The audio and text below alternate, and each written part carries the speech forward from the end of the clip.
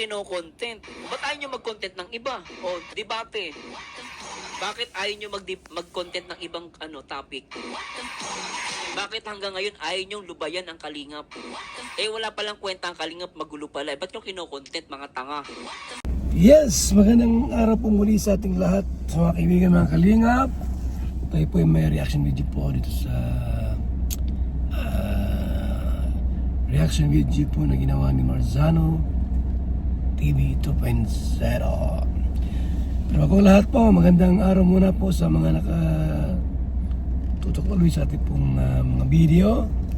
At syempre po gusto kong pasalamatan ang mga tumulong po sa ating apartment type na pabahay po, mga kaibigan, para sa mga scholars po natin. Thank you so much po sa mga nag-share ng blessing.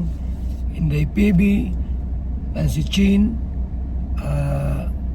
Dolores Dumondon, and also magandang thank you so much din po kay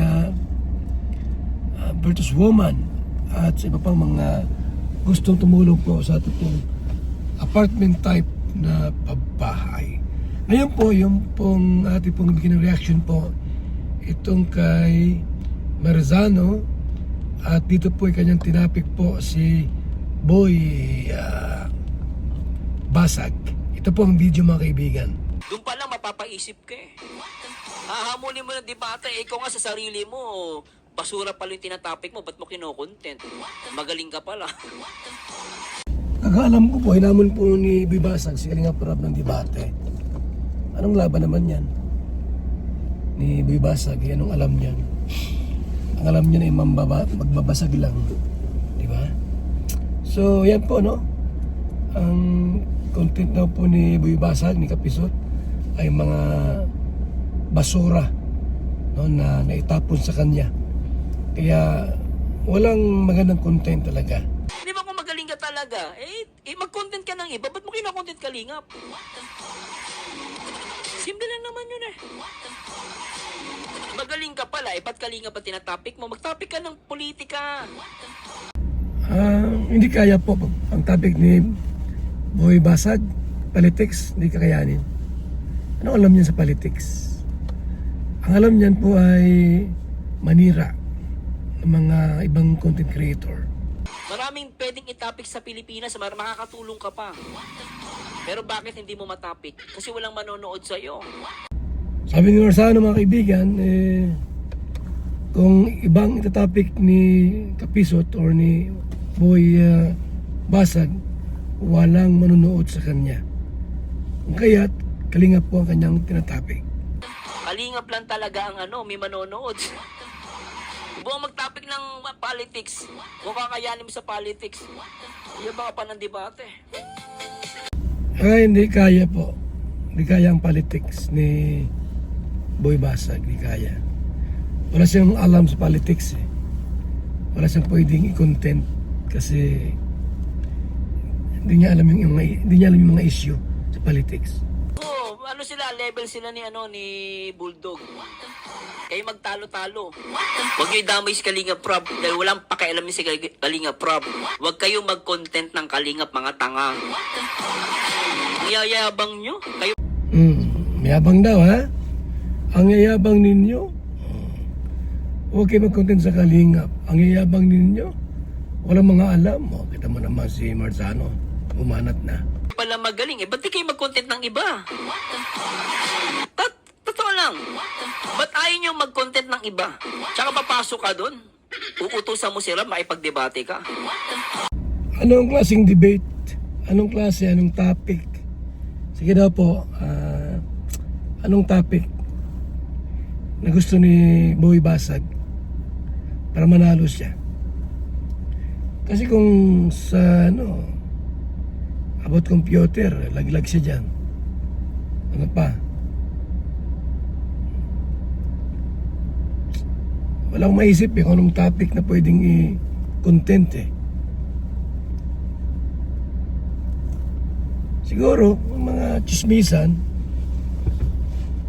siraan o maring panalo si Boy Basag dyan kasi ilang expertise niya eh. Paano manira, paano mambalahura, yun, pwede siya manalo doon. Pero kung mga topic na ano talaga, pang professional or ano, hindi siya mananalo kay Kalingap Rab. Hindi siya mananalo doon. Kung balahuraan, panalo siya. Yun. Diba? At bakit ka manaharapin ng isang Kalingap Rab? Sino ka ba para harapin yan? Basura ang content mo eh.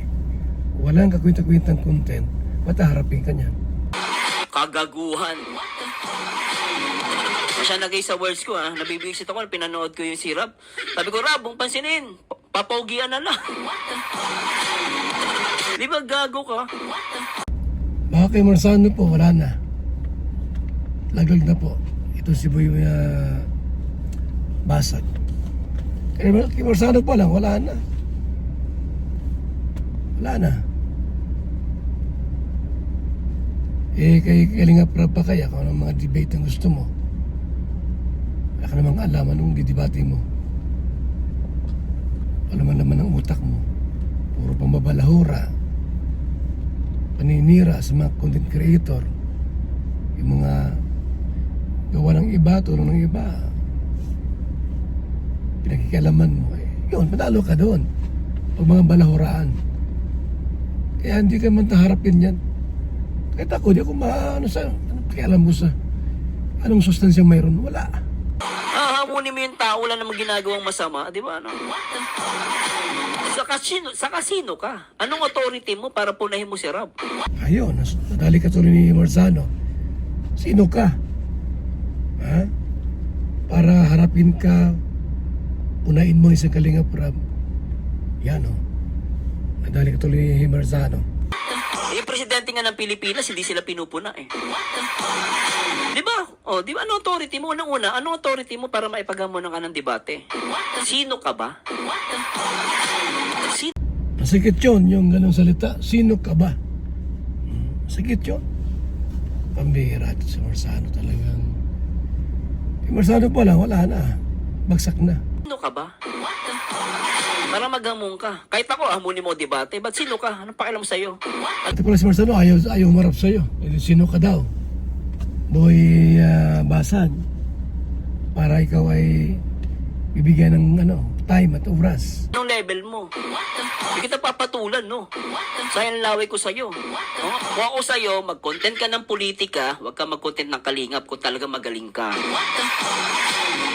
Ikaw pala magaling eh. Di i-content mo yung mga taong talagang kailangan ng di ba? Di gaya mo si Rab. May, ka rin, gumawa ka ng content. Natutulong ka sa tao. Pero bakit Kalingap ang kino-content mo? O yun ang tanong. Kung magaling ka, bakit Kalingap ang kino-content ninyo? Kung kayo magaling talaga. Kasi, aamin lang. Siyempre, abuse din yan. Di ba, no? Basag ang channel ni Boy Basag. Basag ang channel po. Siguro noon, maganda ang channel niya ngayon ay basag. Tingin ko po, hindi lamang views ang nahanap niyan, kundi mga apak at manira ng kapwa content creator.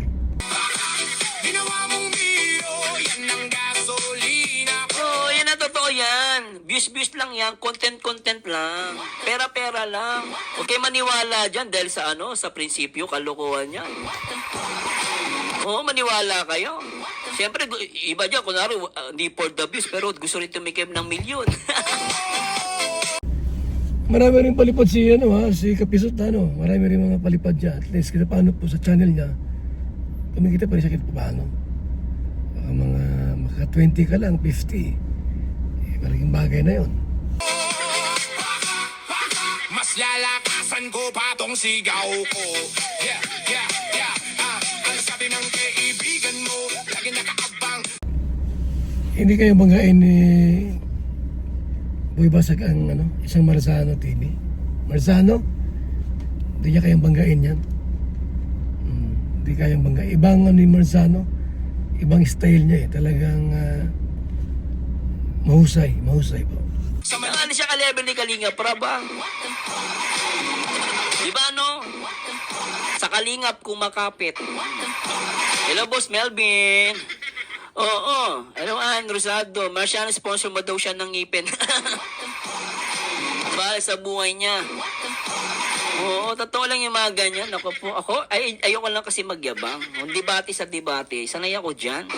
Teacher ko nga sa history, naaway ko, nakipag-debate ako eh. Nakipag-debate ako guys about sa history. About sa mahilig po ako makipagtalo. Kahit teacher ko, sumusuko sa akin eh. Oo, totoo guys. Anong grade pa ako nun? Grade 6, grade 5, nakikipag-debate ako sa mga classmate ko, pati sa teacher ko. Patay ka dyan.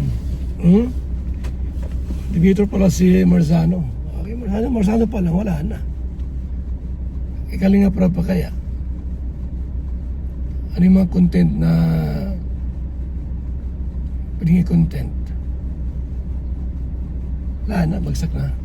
Marzano pa lang, wala na agad. Yung teacher ko, maayaw sa akin.